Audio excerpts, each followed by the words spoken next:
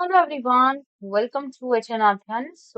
अब हम आ चुके हैं बहुत ही ज्यादा इम्पोर्टेंट सीरीज में, जो कि हमारी मैराथन सेशन वाली सीरीज चल रही है आप सभी के एग्जाम के लिए। अगर आप प्रिपेयर कर रहे हैं यूजीसी नेट एग्जाम के लिए या फिर असिस्टेंट प्रोफेसर वाले एग्जाम के लिए, यूपीएससी के लिए, तो आप सभी के लिए ये सारी जो पीडीएफ है, या मैं बोलूँ ये सारी जो क्लासेस हैं, ये बहुत ज्यादा इंपॉर्टेंट है, क्योंकि कुछ टॉपिक्स आप सभी को पता है कॉमन है। तो वही कॉमन टॉपिक्स मैं आज सबके साथ में करवाने वाली हूँ। तो ये जो मैराथन है, इसकी जो पीडीएफ रहेगी वो आप सभी को टेलीग्राम पे मिल रही है। वहां पे आप ज्वाइन कर सकते हैं। साथ ही साथ जो ये पीडीएफ है, जो ये क्लासेस है, आपको ये बहुत ज्यादा हेल्प आउट करने वाली है। ठीक है, चलिए स्टार्ट करते हैं। सबसे पहले ना, मैं ये सारा सिलेबस वगैरह तो आप सबको पता ही है, इसको तो मैं कुछ ज्यादा पढ़ाऊंगी नहीं, क्योंकि क्विक डिस्कशन है, क्विक एक मैराथन है, तो इसीलिए मुझे पूरा का पूरा syllabus with in 50 to 55 minutes में कंप्लीट कराना है। तो बैक टू बैक थोड़ा सा हम फास्ट चलेंगे, क्योंकि ये सारी चीजें हो चुकी हैं। एग्जाम पॉइंट ऑफ व्यू के लिए बस एक रिवीजन सेशन चल रहा है, तो इसलिए आपको ये थोड़ा सा ध्यान में रखना है। चलिए, मॉन्ट्रियल प्रोटोकॉल की अगर मैं बात करती हूँ, वैसे तो बेसिकली मैंने हिंदी और इंग्लिश दोनों में ही रखा है। पहले हम मॉन्ट्रियल की बात करते हैं। मॉन्ट्रियल प्रोटोकॉल क्या है? मॉन्ट्रियल प्रोटोकॉल, सिर्फ जो मैं इंपॉर्टेंट पॉइंट बताऊँ ना, आप लोगों को वही करना है जो अंडरलाइन किया हुआ है मैंने। ठीक है, मॉन्ट्रियल प्रोटोकॉल क्या है? मॉन्ट्रियल प्रोटोकॉल एक एम है। वैसे तो सारे के सारे इंटरनेशनल एग्रीमेंट्स हैं, ठीक है, चाहे मैं मॉन्ट्रियल की बात करती हूँ, क्योटो, पेरिस, जितने भी एम हैं वो सारे के सारे इंटरनेशनल हैं। अब हमें क्या करना है, इनके बारे में समझना है कि मॉन्ट्रियल का काम क्या था, मॉन्ट्रियल किसको ओवरकम करने की बात करती है, क्योटो किसको बोलती है, पेरिस किसको बोलती है, उसमें क्या क्या टारगेट्स हमने अचीव किए हैं या करने हैं, ठीक है, अपकमिंग टाइम में। तो वो सारी चीजें हमें याद होनी चाहिए टिप्स पे, क्योंकि ये पीडीई है, मतलब पीपल डेवलपमेंट एंड एनवायरमेंट है, या फिर अगर मैं बोलूँ इन्वायरमेंट हो गया, ईवीएस वाला टॉपिक भी हम कह सकते हैं, अगर आप असिस्टेंट प्रोफेसर के एग्जाम की बात कर रहे हैं तो उसमें हम बात करते हैं सबसे पहले मॉन्ट्रियल, बहुत ही इंपॉर्टेंट है। मॉन्ट्रियल प्रोटोकॉल ओजोन डिप्लीशन के लिए होता है, ठीक है। मॉन्ट्रियल प्रोटोकॉल जो होता है ओजोन डिप्लीशन के लिए होता है।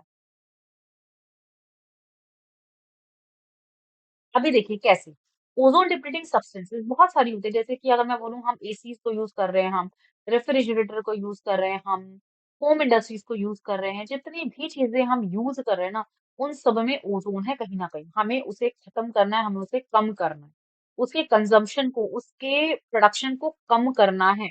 यही मॉन्ट्रियल प्रोटोकॉल कहता है। अब ये क्यों करना है? क्योंकि आप सभी को पता है ग्लोबल वार्मिंग बहुत ज्यादा बढ़ रही है, ग्लोबल वार्मिंग बढ़ रही है, गर्मी बढ़ रही है। अभी आप देख रहे हो, सर्दी भी इतनी नहीं पड़ रही। क्यों? क्योंकि कहीं ना कहीं पोल्यूशन बहुत ज्यादा है, ग्लोबल वार्मिंग है, और ये पूरे ग्लोबल एरिया में हो रहा है, not only for one country, basically ये पूरे वर्ल्ड वाइड में हो रहा है।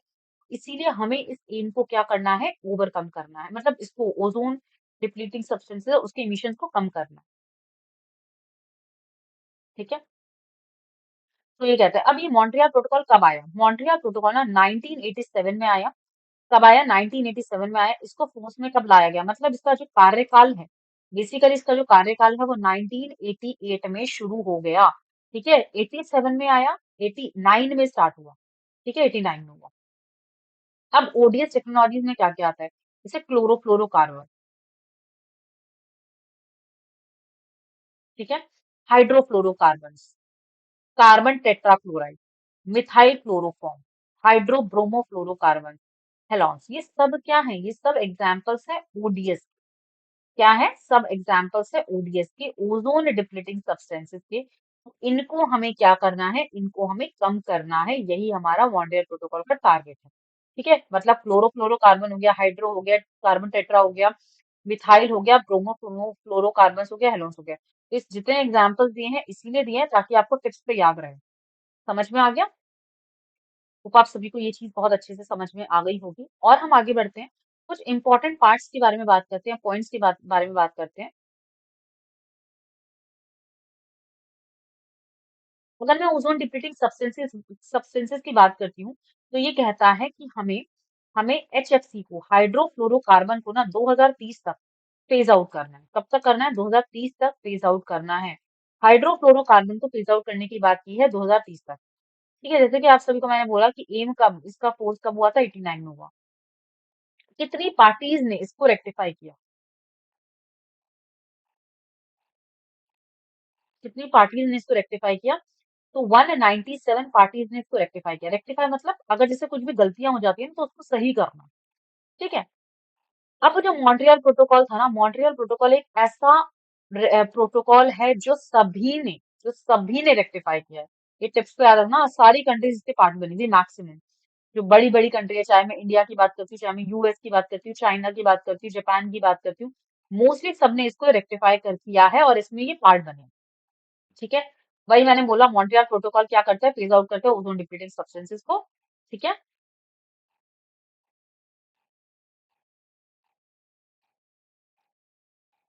What India has decided, India ने क्या कहा, इंडिया ने कहा कि हम HFC-23 को एलिमिनेट करेंगे। ठीक है। कब तक? 2030 तक। ग्रीन हाउस गैस जो है, जो ओजोन लेयर को हार्म कर रही है, उसको हम 2030 तक खत्म कर देंगे। ठीक है। अब ये केगाली एग्रीमेंट क्या है? जैसे कि आप सभी को पता है, अलग अलग जो जगह है, मॉन्ट्रियल कहाँ पर है? कनाडा में है। ठीक है। मॉन्ट्रियल कनाडा में, जिससे अब कनाडा में ये एक मीटिंग हुई। मॉन्ट्रियल एक जगह है, उसके अंदर सिटी है, राइट? वहां पर एक मीटिंग हुई, तो मॉन्ट्रियल प्रोटोकॉल डाल दिया। केगाली केगाली एक जगह है। ठीक है। केगाली एग्रीमेंट हुआ। अब ये केगाली एग्रीमेंट कभी भी एग्जाम में पूछा जाए ना, कि ये कौन से एग्रीमेंट को फॉलो करती है, तो सिर्फ और सिर्फ HFC को देखती है। इसका एम ही यही है, HFC को कम करना। ठीक है। HFC जो है ना, HFC हाइड्रोफ्लोरोकार्बन, इसको खत्म करना, इसको कम करना, यही एम है किसका? मॉन्ट्रियल प्रोटोकॉल में, जो किगाली एग्रीमेंट है उसका। ठीक है। होप आप सभी को ये चीज भी अच्छे से समझ में आ गई होगी। जैसे कि आप सभी को पता है, किगाली कहाँ पर है? रवांडा में है। ठीक है। तो किगाली जो जगह है, वो जो आपका अमेंडमेंट हुआ था, वो रवांडा में हुआ था। वैसे ये जो मीटिंग हुई, रवांडा में हुई। जैसे नाम दे दिया ना, किगाली, पेरिस। ठीक है।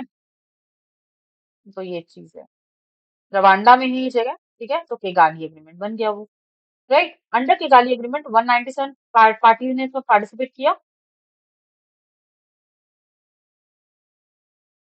HFC को रिड्यूस करने की बात की, 85%। कब तक का बेस लाइन है हमारा? 2045 तक का। 2045 तक का, मैंने यही बोला ना, पहली ऐसी ट्रिटी जो यूएन ने कंप्लीटली रेक्टिफाई कर दी और मैक्सिमम सभी कंट्रीज ने यहाँ पर पार्टिसिपेट किया। ये ना टिप्स पे याद होना चाहिए। किगाली एग्रीमेंट से क्वेश्चन पूछा जाता है, किगाली एग्रीमेंट किससे रिलेटेड है? तो आप बोलोगे हाइड्रोफ्लोरोकार्बन। इसमें क्लोरोफ्लोरोकार्बन को ऐड मत कर देना। ठीक है।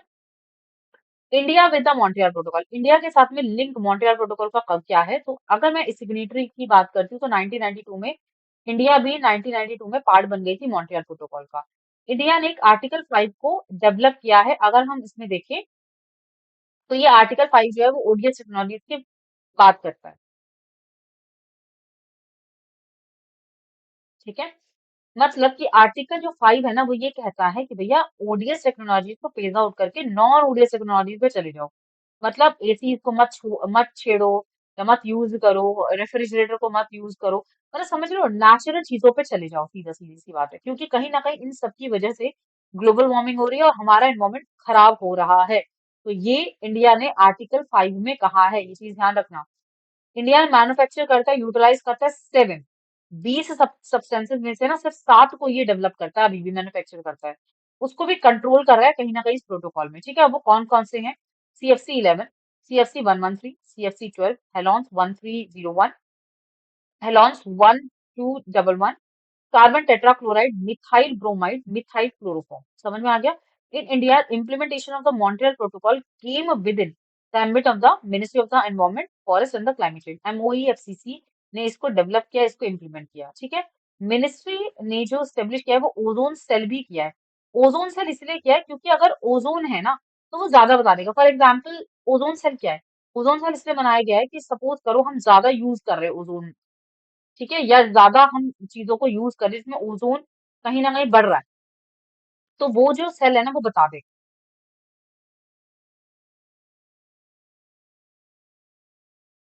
ठीक है।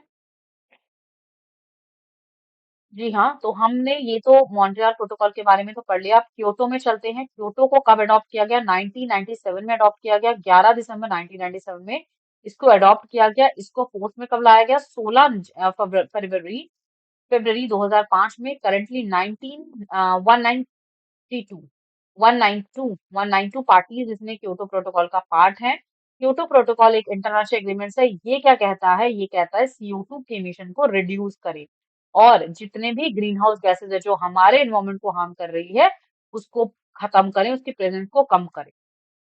समझ में आ रहा है? रिड्यूस करें।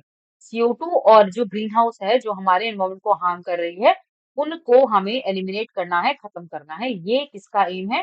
क्योटो प्रोटोकॉल का। क्योटो प्रोटोकॉल क्या करती है? क्योटो प्रोटोकॉल अगेन मैंने वही बताया, ग्रीन हाउस गैसेस को लिमिट करने में मना करती है। ठीक है। हाँ जी। अच्छा, अदर अकॉर्ड्स लाइक दोहा एग्रीमेंट। अब मैं यहाँ पे ये बोलूंगी कि जो दोहा है इसके अंदर ना दोहा एग्रीमेंट था। दोहा एग्रीमेंट आया। ठीक है। एक चीज मैं आपको और बताना चाहूंगी, जैसे क्योटो प्रोटोकॉल ना 2015 तक चला, उसकी जगह पे पेरिस आ गया। होता है ना कि जैसे MDG गोल चल रहा था, SDG बाद में आया, तो वैसे ही पहले था क्योटो। क्योटो की जगह पे पेरिस एग्रीमेंट आ गया 2015 में।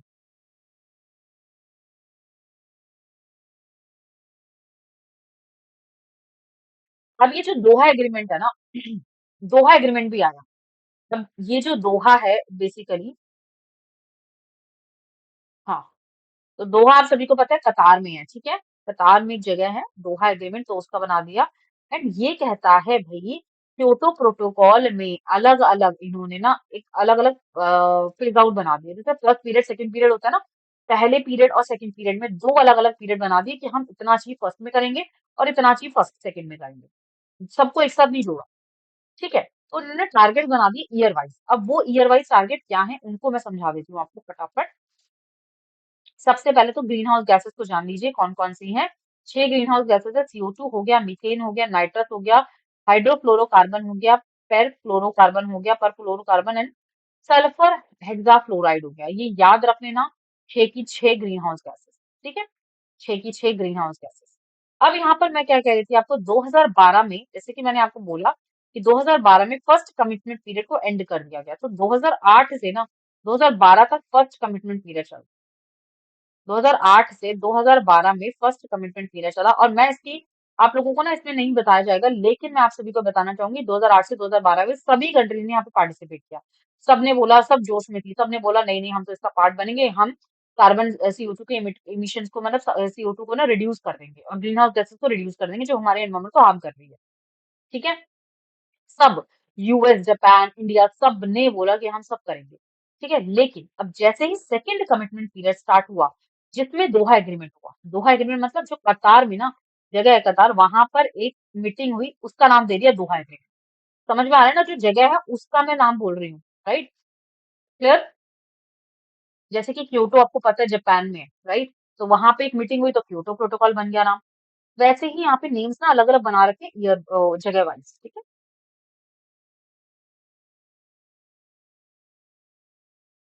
तो 2012 से 2020 तक चला सेकंड कमिटमेंट पीरियड। इसमें दोहा एग्रीमेंट, ये जो दोहा एग्रीमेंट है ये भी यही कहता है कि भैया इमिट कर दे किसको, रिड्यूस कर दे किसको, CO2 को। ठीक है। अब क्योटो प्रोटोकॉल का ना मैकेनिज्म से भी क्वेश्चन आता है। क्योटो प्रोटोकॉल का जो काम होता है ना, जो कार्य होता है, जो काम होता है, किससे किससे होता है। तो यहाँ पे इन्होंने बोला 3 चीजों से होता है। एक तो होता है कार्बन मार्केट से, इमिशन ट्रेडिंग से, जिसको हम कार्बन मार्केट कहते हैं। ठीक है। जहां पर हम कार्बन को क्रेडिट दे देते हैं। फॉर एग्जाम्पल, किसी कंट्री के पास ज्यादा कार्बन है तो वो क्या करेंगे, किसी और कंट्री को दे देंगे, पैसों मतलब पैसों में उसे दे देंगे, है ना। तो वो क्या होता है, उससे रिडक्शन हो जाता है कार्बन का, रिडक्शन हो जाता है, प्रिवेंशन हो जाता है कार्बन का जब वो सोल्ड आउट होता है। सिंपल सी बात है भैया, जिस कंट्री के पास कार्बन ज्यादा है वो किसी को बेच दे। जैसे कुछ भी है आपके पास, ज्यादा कुछ चीज है तो आप बेच देते हो ना उसको दे देते हो किसी को, यूज में आ जाता आगे। तो वैसे ही कोई भी कंट्री है तो वो उसके पास अगर कार्बन ज्यादा है तो वो किसी को दे देती है। उससे क्या होगा, जो आपका ग्रीन हाउस गैस है ना उसके रिडक्शन हो जाएगा, उसका रिडक्शन हो जाएगा। ठीक है। तो ये पहले पहले बोलते हैं कार्बन मार्केट। दूसरा कहता है clean development mechanism, CDM। Clean development mechanism मतलब साफ सुथरा होना चाहिए भैया। जितनी भी चीजें चल रही हैं एनवायरमेंट में, जो हमारा एनवायरमेंट है वो साफ होना चाहिए, वो पॉल्यूटेड नहीं होना चाहिए, वो क्लीन होना चाहिए। ठीक है। इंडस्ट्रीज में जो भी गंदगी हो रही है उसको साफ रखे, प्रोजेक्ट्स पे उस पे काम करे, ये सारी चीजें क्लीन डेवलपमेंट मैकेनिज्म का है। अब इन दोनों का ज्वाइंट इम्प्लीमेंटेशन, दोनों को ज्वाइंट इम्प्लीमेंटेशन कर दिया। कार्बन मार्केट भी होगा और क्लीन भी चाहिए। मार्केट है मतलब कार्बन ज्यादा है तो दूसरों को क्रेडिट में दे दिया जाए, और क्लीन डेवलपमेंट मैकेनिज्म से दोनों को जोड़ दिया जाए। इससे क्या होगा, इससे सभी जो कंट्रीज है ना वो अच्छे से काम करेंगे, उनका इन्वेस्टमेंट बहुत अच्छे से हो जाएगा। समझ में आ रहा है? ये बहुत महत्वपूर्ण है कि आप सभी को ये सारी चीजें पता होनी चाहिए। कहीं से भी कुछ भी क्वेश्चन उठा के दे देते हैं, तो ये आप लोग ध्यान रखिएगा। अगेन मैंने यहाँ पे ना first commitment period second commitment period के बारे में बताया, बट इसको ना इतना सब कुछ पढ़ने की जरूरत नहीं है। अभी जो मैंने बताया फर्स्ट कमिटमेंट पीरियड पढ़ लो बस, क्या क्या है। मैक्सिमम सभी कंट्रीज ने यहाँ पे पार्टिसिपेट किया था। सेकंड कमिटमेंट आ गया तो दोहा आपका कतार में हुआ था, जगह मैंने बताया था 2012 में स्टार्ट हुआ, 2020 तक का इसका टारगेट था। ठीक है, इसमें मैक्सिमम कंट्रीज ने पार्टिसिपेशन हटा दिया अपना। ठीक है, राइट। मैक्सिमम कंट्रीज ने अपना विदड्रॉ कर दिया, चाहे मैं इंडिया की बात करती हूँ, चाहे मैं जापान की बात करती हूँ, चाहे मैं यूएस की बात करती हूँ, चाहे मैं किसी और बड़ी बड़ी कंट्रीज की बात करती हूँ, चाइना की बात करती हूँ, सबने अपना नाम हटा दिया। अब देखिए जापान, न्यूजीलैंड, रशिया ने पार्टिसिपेट किया फर्स्ट राउंड में, बट इन्होंने अपना सेकेंड पीरियड कमिटमेंट पीरियड से नाम हटा दिया।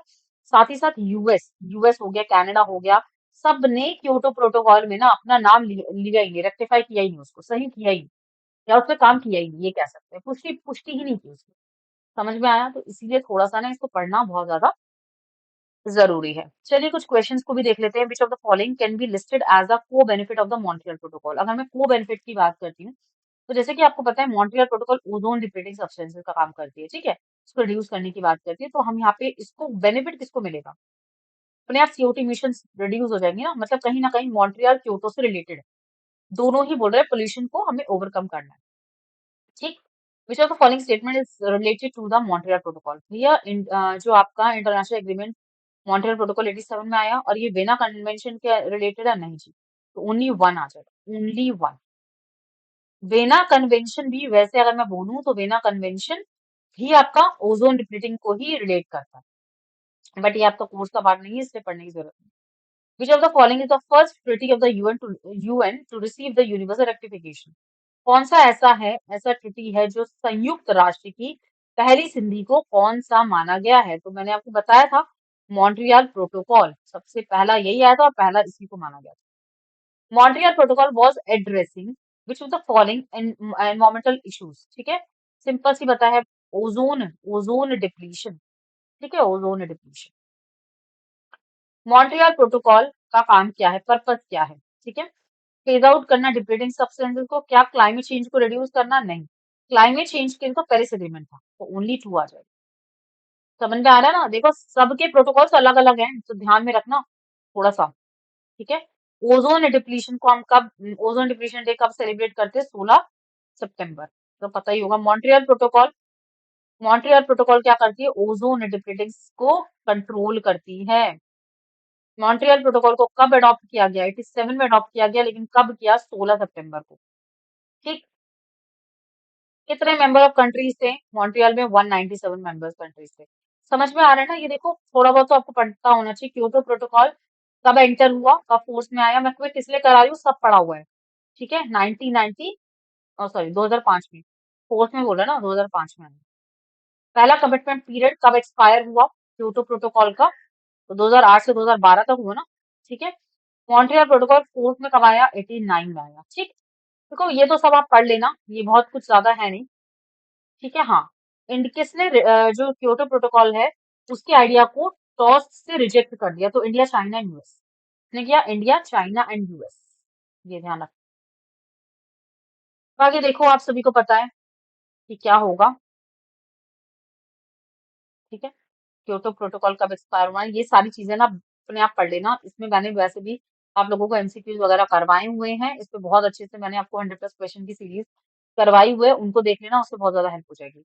अभी हम चलते हैं एमडीजी एंड एसडीजी गोल्स पे। ठीक है, तो अगर मैं एमडीजी की बात करती हूँ ना, एमडीजी एंड एसडीजी गोल्स क्या है एक्चुअल में? एमडीजी गोल्स जो होते हैं वो आपके मिलेनियम डेवलपमेंट गोल्स होते हैं। ये कब आया? सबसे पहले तो इसमें 8 गोल्स होते हैं। 189 यूएन मेंबर्स के स्टेट्स हैं, 189 स्टेट्स मेंबर्स है जिन्होंने पार्टिसिपेट किया। ठीक है, इसको कब लेकर आए? 2000 में लेकर आए, सितंबर 2000 में लेकर आए। इसका जो अचीवमेंट था वो 2015 तक चला, क्योंकि 2016 में फिर एसडीजी आ गया, ये तो सभी को पता है। ठीक है, इसका जो यूएन है, यूएन हेड ऑफिस कहाँ पर है? हेडक्वार्टर है न्यूयॉर्क में। ठीक है, राइट। बाकी इसमें बहुत सारी चीजें हैं, वो हम अभी पढ़ेंगे। 8 गोल्स है, 60 इंडिकेटर्स है और 21 टारगेट है। ये टिप्स पे याद रखना, 8 गोल, 60 इंडिकेटर्स एंड 21 टारगेट्स। इसमें है एमडीजी में, ठीक है। कितने मेंबर्स थे? 189 मेंबर्स, ठीक है। चलिए आगे बढ़े। हाँ जी। तो अब मोस्टली हम ये बात करते हैं एमडीजी में ना क्या क्या गोल होते हैं। तो सबसे पहले तो हम पीएच याद कर लो, मैंने आपको ना शॉर्ट ट्रिक बताई भी थी, अगर आप लोगों को याद हो तो। पीएच, ठीक है। उसके बाद क्या थी? पीई थी।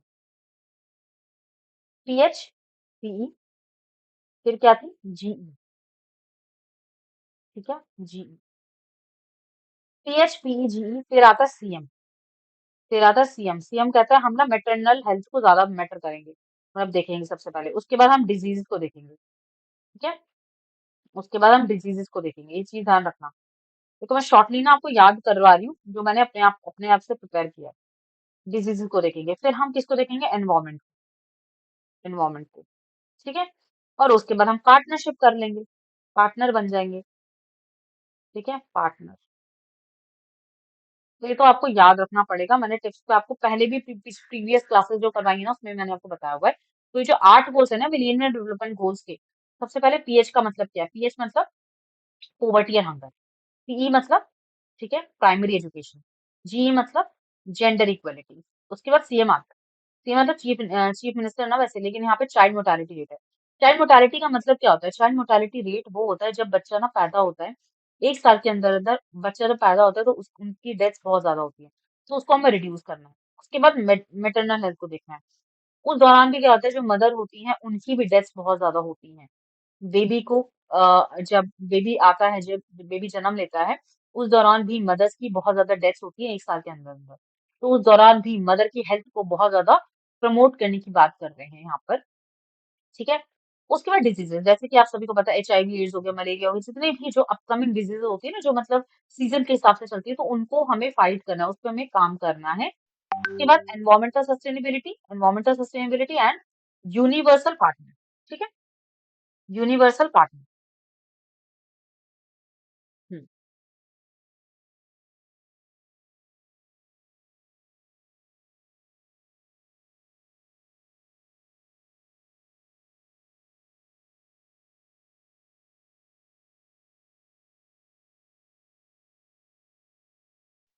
हाँ।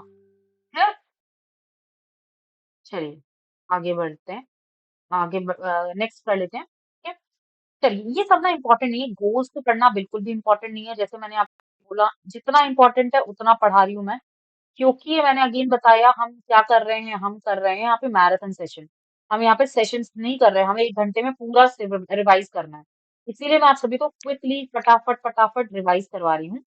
सस्टेनेबल डेवलपमेंट होता है एसडीजी गोल। जैसे कि आप सभी को पता है 2016 में एंटर हो गया था, 15 में आपका एमडीजी गोल आ गया, 2016 में इसका कार्यकाल शुरू हुआ, 15 में इसको ज्वाइन कर लिया गया, 2030 तक का टारगेट लिया हुआ है, 17 गोल्स इसमें आ जाते हैं। इंडिकेटर्स कितने हैं यहाँ पे? 247 इंडिकेटर्स हैं और टारगेट्स कितने हैं? 169 टारगेट्स हैं, ठीक है। 169 टारगेट्स हैं। अब इसमें क्या क्या आ जाएगा? सबसे पहले तो यहाँ पे पोहे, जैसे मैंने ना शॉर्ट फॉर्म में आपको बताया भी था, पोहे ग्रीव, ठीक है। पोहे ग्रीव, GREW, GREW, पोहे ग्रीव। नेक्स्ट क्या है? GREW, ठीक है। उसके बाद है अ,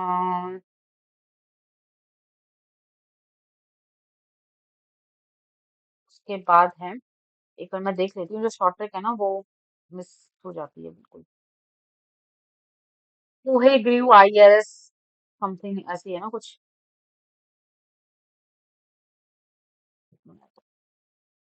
इतनी सारी चीजें होती है ना कि टिप्स पे याद ही नहीं रहता कुछ कुछ। हाँ, पोहे ग्रीव IRSP, यस, ठीक है। IRSP, ये ना ऐसी ट्रिक बनाई गई है जो आपको याद रहे, तो ये टिप्स पे थोड़ा याद रखना। IRSP, ठीक है। IRSP, और देन क्या है? CCLLPP ना, हाँ, CLLPP, IRSP, CLLPP। एक बार ये हम देख लेते हैं, क्या आप 17 गोल्स हो गए? और भैया टिप्स पे हो जाने चाहिए क्योंकि इनसे क्वेश्चन आता है, देखो 1 2 3 4 5 6 7 8 9 10 11 12 13 14 15 16 17, यस, ठीक है। अब इसमें से ना इसको हटा के ना W कर दो, ठीक है, यही होगा ना। हम्म। हाँ, डब्ल्यू होगा। इस ग्रीव को हटा के मैंने डब्ल्यू क्यों किया, क्योंकि ग्रीव तो आपको याद हो जाएगा, ग्रो की थर्ड फॉर्म, ठीक है। ग्रीव की आपको फुल याद हो जाएगा ना, लेकिन क्या होगा, अब डब्ल्यू याद नहीं रहेगा, तो उससे पहले ग्रीव कर दो, फिर आर को हटा के डब्ल्यू कर दो। अब पोहे मतलब पी पर, यहाँ पे पोवर्टी है, पी मतलब पोवर्टी, ओ मतलब यहाँ पर क्या है, जीरो। ये ओ नहीं है, ये जीरो है, ठीक है। एच मतलब यहाँ पे हेल्थ को बोल रहा है, ठीक है, हेल्थ पे काम करना है। ई मतलब एजुकेशन, क्वालिटी एजुकेशन देनी बहुत ज्यादा जरूरी है। जेंडर इक्वलिटी मतलब सबको एक बराबर समझा जाए, वो हो जाता है। डब्ल्यू मतलब क्लीन वाटर, वाटर होना चाहिए साफ सुथरा, और सैनिटेशन, साफ सफाई होनी चाहिए। ई मतलब हो जाता है यहाँ पे एनर्जी, ठीक है, जो एनर्जी है वो अच्छी होनी चाहिए। डब्ल्यू का मतलब हो जाएगा वर्क, डिसेंट वर्क, ठीक है, जो काम होगा वो डिसेंट होना चाहिए। आई मतलब industry, innovation and infrastructure, industry innovation and infrastructure I हो गया। आर यहाँ पर क्या हो जाएगा, रिड्यूस्ड इनइक्वालिटी, क्या हो जाएगा, रिड्यूस्ड इनइक्वालिटी, ठीक है। एस मतलब हो जाएगा सस्टेनेबल सिटीज एंड कम्युनिटीज, जो सिटीज हैं, जो कम्युनिटीज हैं, वो सस्टेनेबल रहनी चाहिए, वो सस्टेन रहनी चाहिए, वो मौजूद रहनी चाहिए, साफ सुथरी होनी चाहिए, ठीक है। C consumption and production, C L N, ठीक है। फिर आ जाएगा यहाँ पे आपका क्लाइमेट एक्शन। उसके बाद लाइफ बिलो वाटर, ठीक है, पहला बोल रहा है बिलो वाटर, पानी के अंदर वाली लाइफ, जैसे हमारी सबमरीन हो गया, जैसे हमारी फिशेज हो गई, ठीक है, रेप्टाइल्स वगैरह ये सारे हो गए। लाइफ ऑन लैंड, जो हम लोग है, ह्यूमंस है, ठीक है, वो प्लांट भी होते हैं लाइफ बिलो वाटर में, तो कुछ ऐसे पानी होते हैं, पानी में जो पौधे उगते हैं। Peace and strike, peace and, PP है ना लास्ट में, तो पहले पीस आएगा, पीस शांति भी चाहिए, और लास्ट में पार्टनरशिप। ये ध्यान रखना, पार्टनरशिप गोल नंबर 17 में भी सेम है, एमडीजी में और एसडीजी में भी गोल, गोल नंबर 17 17 हो गया एसडीजी में, और एमडीजी में आपने देखा होगा गोल नंबर 8 भी पार्टनरशिप ही है, ठीक। अब हम बात करते हैं national action plan for the climate change, NEPCC, NEPCC 2008 में आया। यहाँ पर ध्यान रखना गोल नहीं है, यहाँ पे 8 मिशन, ठीक है, इसको कौन देखता है, जो प्राइम मिनिस्टर काउंसिल है क्लाइमेट चेंज का, वो इसको देखता है, ठीक है। बाकी और कुछ पढ़ने की जरूरत नहीं है। इसकी शॉर्ट ट्रिक मैंने यहाँ पे लिखा है सहभाग एचसी। अब इसको नंबर वाइज याद करने की जरूरत नहीं है, क्योंकि ये आपकी गोल नहीं है, ये मिशन है, ठीक है। एस मतलब यहाँ पर आ जाएगा सोलर, ई मतलब यहाँ पे आ जाएगा इनहांस एनर्जी, एच मतलब आ जाएगा आपका हैबिटेट, सस्टेनेबल हैबिटेट होना चाहिए, मतलब जिनमें प्लांट्स एनिमल्स सब साफ सुथरे होने चाहिए, मतलब उनके लिए जिंदगी अच्छी होनी चाहिए, उनकी लाइफ अच्छी होनी चाहिए। डब्ल्यू मतलब वाटर मिशन होना चाहिए, साफ सुथरा पानी।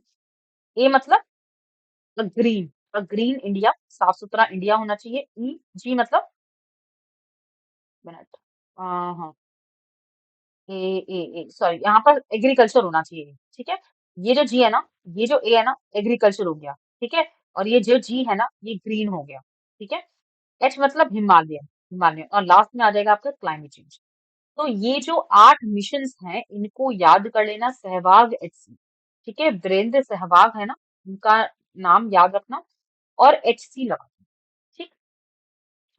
देखिए बाकी तो आप ये सब समझ ही लेंगे, कौन सा मिशन यहाँ पर नहीं है, ये जो योजना है वो कौन सा नहीं है, सस्टेनेबल डेवलपमेंट वाला मिशन नहीं है, क्योंकि ग्रीन भी है, वाटर भी है, सोलर भी है, ठीक है। तो आंसर यहाँ पर हो जाएगा डी, ठीक है।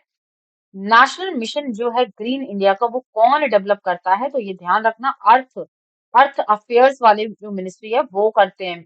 आपको एमओवी मत कर देना, ठीक है, ministry of environment and forest मत कर देना, राइट। अभी ये जो है आपका क्लाइमेट एक्शन वाला, ये आपका क्या है, अर्थ समिट है, ठीक है, क्लाइमेट एक्शन यूएनएफसीसी वाला अर्थ समिट है, राइट। नेक्स्ट यहाँ पर अगर हम देखते हैं यूएनएफसीसी को कब हेल्ड किया गया, तो वो 1992 में आया। अभी हम यूएनएफसीसी के बारे में पढ़ेंगे। First national action plan on climate change कब लॉन्च हुआ, तो 2008 में हुआ, जो कि अभी मैंने आपको बताया भी था। अब हम बात करते हैं ईपी एक्ट में, थोड़ा सा हम इसके बारे में थोड़ा सा कवर कर लेते हैं कि क्या क्या है इसमें एक्शन।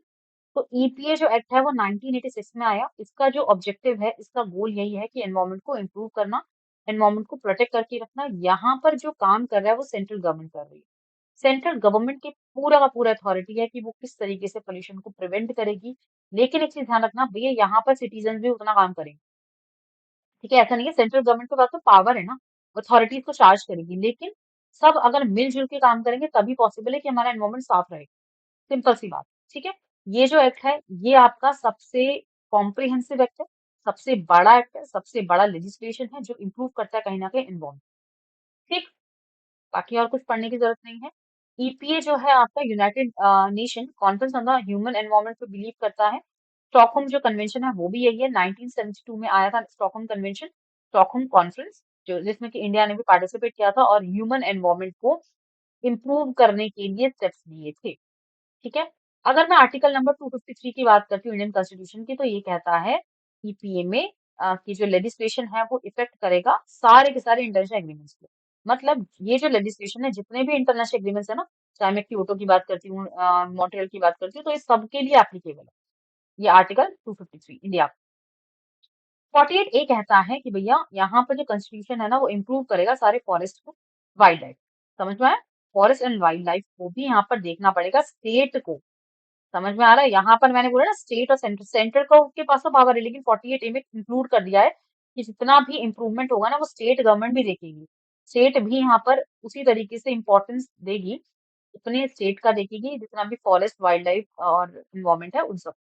51 एजी जो है ना आर्टिकल, वो ये कहता है every citizen shall protect the environment.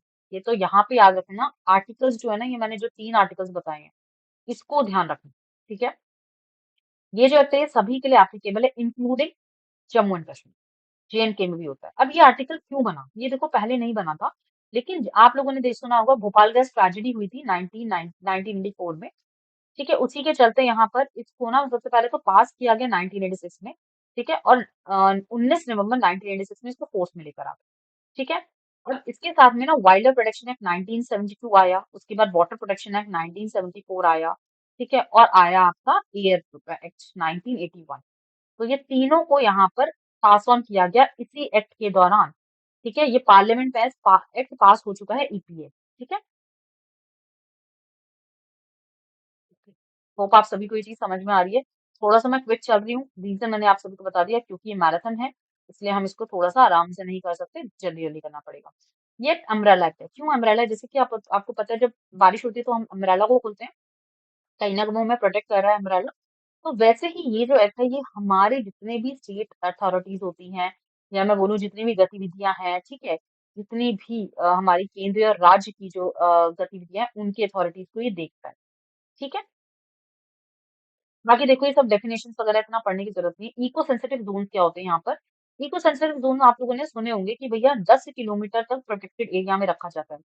किसी भी आप कहीं पे भी जाओगे, आप नेशनल पार्क जाते हो, वाइल्ड लाइफ सेंचुरीज जाते हो, तो वहां पर क्या होता है, वहां पे आपको बोला जाता है ना भैया इस दायरे में ही आपको रखा जाएगा, उसके अलावा आपको वहां पे नहीं। क्यों? क्योंकि कहीं ना कहीं आप पार्क को हार्म ना करो, आप सेंचुरीज को हार्म ना करो, आप एनिमल्स को हार्म ना करो, तो वो 10 किलोमीटर का दायरा बना दिया जाता है। ये जो आपका इको सेंसिटिव जोन है ये नोटिफाई किसने किया है? एमओई एफसीसी ने, ministry of environment, forest and the climate change. ठीक है, जो कि अगेन गवर्नमेंट ऑफ इंडिया के अंदर आता है, एनवायरमेंटल प्रोटेक्शन एक्ट के अंदर आता है। ठीक। बाकी देखिए इसके क्वेश्चंस हैं, क्वेश्चंस तो मैं नहीं कराऊंगी बिकॉज मुझे थ्योरेटिकल कॉन्सेप्ट्स को ज्यादा फोकस करना है, ताकि आपका कुछ भी थ्योरी वाला पार्ट बचे ना। ठीक है। हाँ जी, आईएसए पढ़ लेते हैं। ISA is international solar alliance, जो कि आपका आया था 2015 में। ठीक है। इंडिया में हेडक्वार्टर है इसका, गुरुग्राम में इसका हेड ऑफिस है, क्योंकि सोलर में ऑलरेडी हम इतने अच्छे हैं, सोलर में ऑलरेडी हम अच्छे हैं, तो इंडिया में ही इसका हेड ऑफिस बनाया गया है। फ्रांस ने इसके साथ पार्टिसिपेट किया, इंडिया और फ्रांस का दोनों का ये को फाउंडिंग है, मतलब इंडिया और फ्रांस एक साथ मिलकर इन्होंने ये आईएसए बनाया, जो कि इसका कॉन्फ्रेंस हुआ था पेरिस में, क्लाइमेट चेंज कॉन्फ्रेंस हुआ था 2015 में पेरिस में, इसीलिए 2015 में आया। आईएसए है क्या? आईएसए ये कहता है कि जितनी भी सोलर टेक्नोलॉजीज है ना उसको हमें काम करना है, उसको हमें इंक्रीज करना है। जैसे कि आप सभी को पता है सोलर प्लांट, सबसे बड़ा सोलर प्लांट राजस्थान में है हमारे इंडिया का। ठीक है, तो सोलर प्लांट को हम बढ़ाते जा रहे हैं, बढ़ावा दे रहे हैं। क्यों कर रहे हैं? क्योंकि कहीं ना कहीं जो इलेक्ट्रिसिटी हम वो चाहते हैं सोलर से जनरेट हो। हमारे जो इंडिया है, इंडिया में धूप का बहुत ज्यादा प्रकोप, मतलब हम बोल सकते हैं बहुत ज्यादा फैसिलिटी है, या मैं बोलूँ बहुत ज्यादा वहां पर इन्वॉल्वमेंट है, धूप बहुत ज्यादा तेज आती है, तो कहीं ना कहीं हमें उसे यूज करना है। और आप लोगों ने देखा होगा, लोगों ने घरों में भी इवन सोलर प्लांट्स लगा दिए, सोलर पैनल्स लगा दिए। ठीक है। तो ये जो आईएसए ये किस किस के बीच में लाई करता है? Tropic of cancer and the tropic of capricorn. अब ये क्या है? Tropic of cancer and the tropic of Capricorn. ठीक है। क्या कहते हैं? आशंक रेखा, कर्क रेखा और द मकर रेखा। कर्क रेखा और मकर रेखा के बीच में जो स्थित होता है ना, उनके बीच का ये है, tropic of cancer and tropic of capricorn. इनके बीच में जो भी है ना कंट्रीज, वो सब यहाँ पे आ जाएगी। जैसे अफ्रीका हो गया, साउथ अमेरिका हो गया, ये सब यहाँ पर सिचुएटेड है, तो उनके बीच का ही रिलेशन को ये देखती है और उनके साथ ही डील करती है, tropic of cancer and tropic of Capricorn. ठीक है, बाकी कुछ नहीं है एज सच। बस आपको ये ध्यान रखना है, यूनाइटेड नेशन ऑफ अमेरिका अभी जस्ट मेंबर बना है, 101 मेंबर बना है जिन्होंने सोलर अलायंस को भी ज्वाइन किया है। आईएसए जो है वो एक नोडल एजेंसी है जो क्या बिलीव करती है, ओएसओ डब्ल्यूओजी की फुल फॉर्म भी पूछी गई थी। वन सन, वन वर्ल्ड, वन ग्रिड। एक ही सन है, एक ही वर्ल्ड है और एक ही ग्रिड। ठीक है, तो ये क्या करती है, ये डिमांड करती है इलेक्ट्रिसिटी को ताकि हम सोलर की पावर से जनरेट कर पाए। ठीक, बाकी इसमें हाँ सच है नहीं कुछ। पेरिस एग्रीमेंट को मैंने बता दिया, क्योटो प्रोटोकॉल का ही पार्ट है। पहले पेरिस एग्रीमेंट बाद में आया था, क्योटो पहले आया। क्योटो प्रोटोकॉल का जो काम है वो सारा खत्म हुआ 2015 में, एंड देन उसके बाद पेरिस एग्रीमेंट आएगा। 2015 में ही इसको बनाया गया, लॉन्च किया गया, एंड 2017 में इसको फोर्स में लेकर आए। ठीक है, इसका काम भी यही है, ग्रीन हाउस गैसेस को इमिट करना, ग्रीन हाउस गैसेस के जो काम है उसको रिड्यूस करना। ठीक है, बाकी climate action summit, ambition summit हुआ था जिसमें हमने 2020 में जो एनिवर्सरी, फिफ्थ एनिवर्सरी जो पेरिस एग्रीमेंट की, वो हमने सेलिब्रेट की ग्लासगो में। इसका ग्लासगो स्कॉटलैंड में इसका कॉन्फ्रेंस हुआ था। ठीक है, आप लोगों ने सुना होगा कि ये 2020 में क्या था, कोविड था, तो उस दौरान ये आपका वर्चुअल ही हुआ था, वर्चुअल स्पीच द्वारा हुआ था, जिसमें नरेंद्र मोदी जो हमारे पीएम नरेंद्र मोदी जी हैं, उन्होंने डिलीवर किया था एक वर्चुअल स्पीच, जिस दौरान ये चीजें हुई, क्लाइमेट एम्बिशन समिट हुआ। इंडिया ने रिड्यूस किया, उन्होंने ये भी बताया, इंडिया ने रिड्यूस किया ग्लोबल इमिशंस को कितना परसेंट, 21% एज कम्पेयर टू 2005। और 2005 से अभी तक का देखें तो जो इमिशन है ना, ग्लोबल इमिशन, उसको कम कर दिया है, 21% तक काफी कम कर दिया है। तो उन्होंने इसके बारे में भी डिस्कस किया। ठीक है, तो ये सब चीजें बस ध्यान में रखनी है। 2020 में ये सबमिट हुआ था और इसमें फिफ्थ एनिवर्सरी मनाई गई। हाँ, ये टारगेट्स याद करना। ठीक है, 195 यूएनएफसीसी मेंबर्स थे यहाँ पे पेरिस एग्रीमेंट में। ठीक है, डोनाल्ड ट्रम्प ने अनाउंस किया था कि वो विथड्रॉ कर लेंगे, तो यूएस ने तो विथड्रॉ कर लिया था, राइट। अगर मैं बात करती हूँ 2020 का टारगेट, तो CO2 का जो रिडक्शन है वो 20% है। रिन्यूएबल एनर्जी का जो रिडक्शन है वो 20% है, इंक्रीज, सॉरी। रिन्यूएबल एनर्जी को इंक्रीज करना है 20%, CO2 को रिडक्शन करना है आपका 20%, रिड्यूस करना है, और एनर्जी को हमें बढ़ावा देना है 20%। ठीक है, समझ में आया, ऊर्जा हमें बढ़ानी है, एनर्जी बढ़ानी है, तो 20% बढ़ानी है।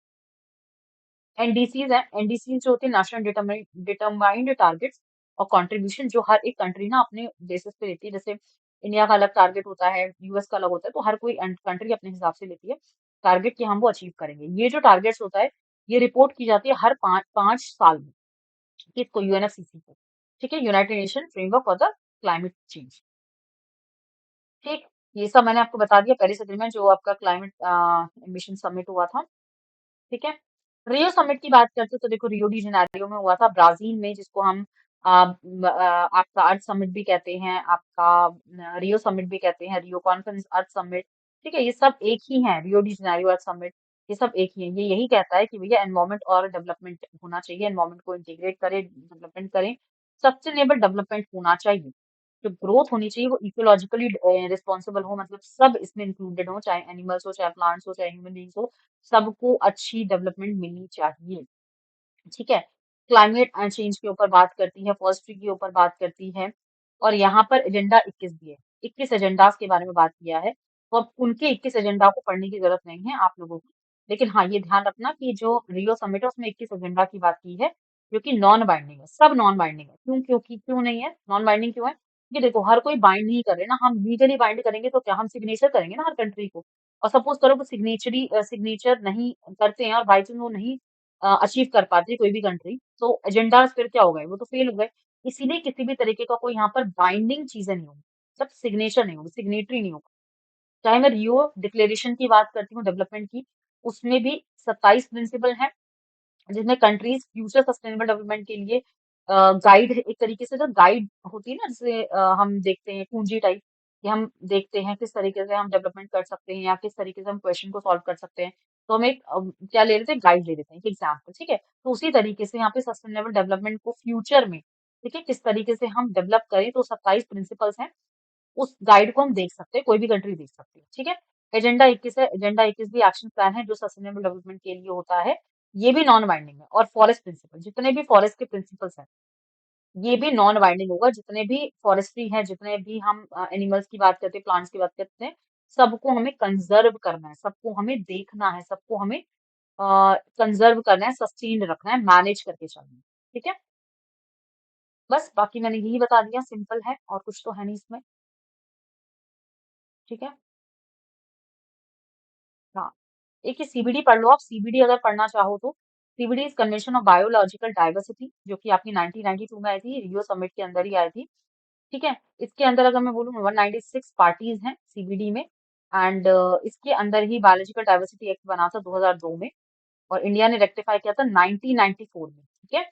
इंडिया भी पार्टी थी इस कन्वेंशन को, और 1994 में इसने रेक्टिफाई कर दिया था। यूएस एंड वेटिकन दो कंट्रीज हैं जो जो पार्टिसिपेटेड नहीं थी, और यूएस ने साइन किया बट रेक्टिफाई नहीं की।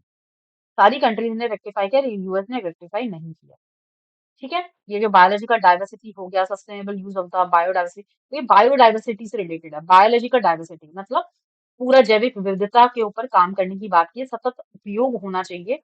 जैव विविधता को यहाँ पे इम्पोर्टेंस दी गई है, ठीक है। बाकी देखिए, इतना एज सच इम्पोर्टेंट नहीं है, जितना भी इम्पोर्टेंट था वो मैंने सब आपको करा दिया है, राइट। थोड़ा सा देखो, ब्रॉडर पार्ट जो जो मेजर था वो मैंने सब करा दिया। ईपी एक्ट हो गया, अब वैसे तो बहुत बड़ा है आपका आपका पीडी।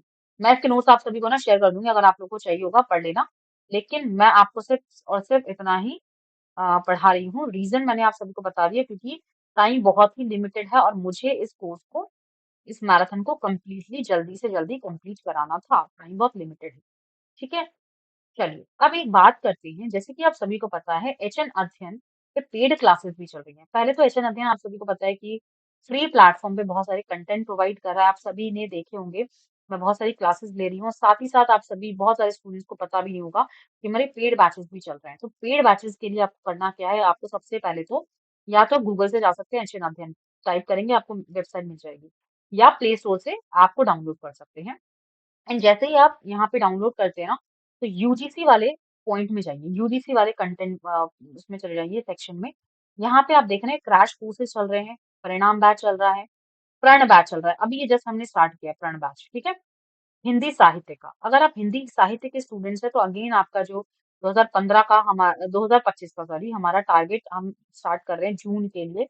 तो आप सभी के लिए बहुत ही ज्यादा इंपॉर्टेंट है। इसमें 150 से प्लस क्लासेस मिल जाएंगी, पूरे 10 यूनिट्स की मिलेंगी, जिसमें आपको recorded session, live sessions, test series, mock test, सब कुछ आपको एक ही प्लेटफॉर्म पे मिल रहा है। इसकी सारी विशेषताएं हमने यहाँ पे डिक्लेयर कर दी हैं, डिसाइड बता दी हैं, ताकि आप सभी अपने हिसाब से ले पाएं।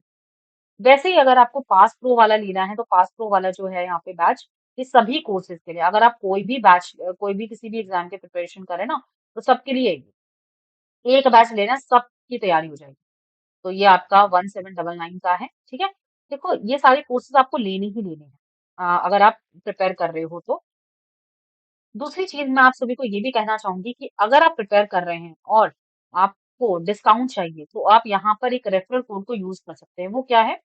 PK93। अब ये जो PK93 है ना, ये क्या है? ये कोड है। ये कोड है जो आप यूज कर सकते हैं सभी कोर्सेज के लिए।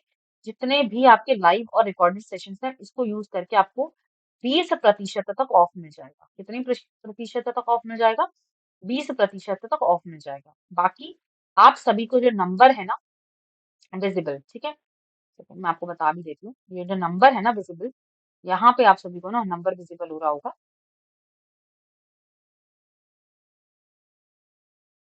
जी, यहाँ पे हम सब कनेक्ट कर सकते हैं, बाकी आपको नंबर भी विजिबल हो जाएगा। प्ले स्टोर से भी आप डाउनलोड कर सकते हैं, ठीक है। ये जो नंबर है ना, हेल्पलाइन नंबर, आप यहाँ पे कर सकते हैं 9450403953। ये जो नंबर है, इस पे आप कॉल कर सकते हैं, इस पे आप कॉल करके पूछ सकते हैं, ठीक है। किसी भी तरीके का कोई परेशानी है, कोई डाउट है, आप मुझसे यहाँ पे पूछ सकते हैं। हम आपको जरूर से यहाँ पे हेल्प आउट करेंगे। तो चलिए, थैंक यू सो मच, मिलते हैं नेक्स्ट सेशन में। अब जो हमारा यूनिट नंबर 10 है, जो कि आपका हायर एजुकेशन है, उसमें हम कुछ कॉन्सेप्ट्स को डिस्कस करेंगे। वो हमारी लास्ट यूनिट। धन्यवाद।